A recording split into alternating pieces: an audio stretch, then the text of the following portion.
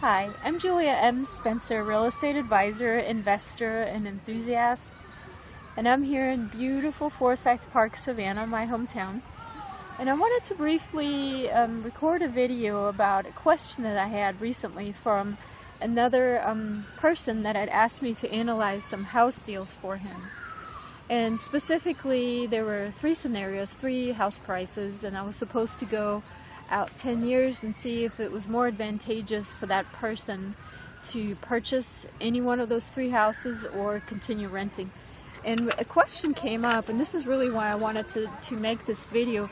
A question that came up was, well, if I'm going to sell my house after 10 years, I really don't need to deal with the capital gains taxes on the profit of that house, because isn't that just going to get rolled over into the next house purchase? So if I sell this house in 10 years, am I going to just go ahead and buy another house, and that money that I would have to pay in capital gains taxes, now I wouldn't have to pay it?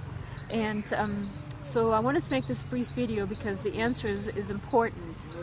For example, what this person had specifically referred to was what is called a 1031 exchange. A 1031 exchange is a law or rule that is in place for investors to preserve their wealth. So investors that buy and sell properties all the time, they don't want to have to pay capital gains taxes on all these properties that they have all the time. They want to preserve it and kind of carry it over to the next property. And so they have to 1031 exchange, where basically any kind of profit is immediately reinvested into the next property, and in such case is not lost, and there's no capital gains to be paid for that, because you're basically just trading in one property for another. However, the problem in this case was that this particular investor or home buyer in this case was talking about personal property, in fact property that he was planning to live in himself. So the 1031 exchange only applies to investors that want to trade in investment property. This is not property for personal use, not private personal residence property. So 1031 exchanges are not for personal property, and in fact when you do engage in a 1031 exchange, you have to hire a realtor or some sort of exchange agent between you and the actual sale that holds the money, and you're not allowed to even touch it. So it's going to be put in a trust fund until the next investment comes along, and it has to be within a certain time frame. There's a time limit to this, and it has to be reinvested in that. So if you're a personal home buyer and you sell your property and you have a gain, you're going to have to pay taxes on it. There's no 1031 exchange for you.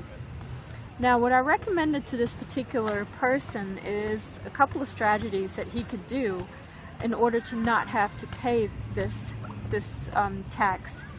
And that would be to basically convert his private investment, his personal property, into rental for a while, and basically convert it from personal use to investment use, and then do a 1031 exchange after a period of time. And that would avoid having to pay the capital gains taxes. These are all issues that you need to discuss with your attorney or your CPA.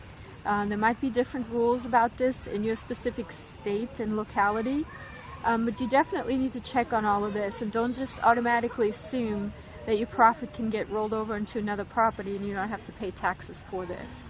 So for more tips like this, go to my website. It's www.juliamspencer.com.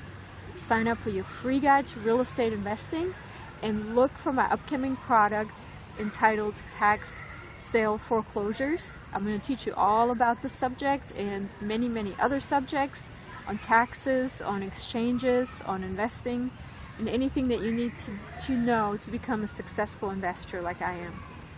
So until next time, happy investing. Don't forget to go to my website. Thank you. Bye.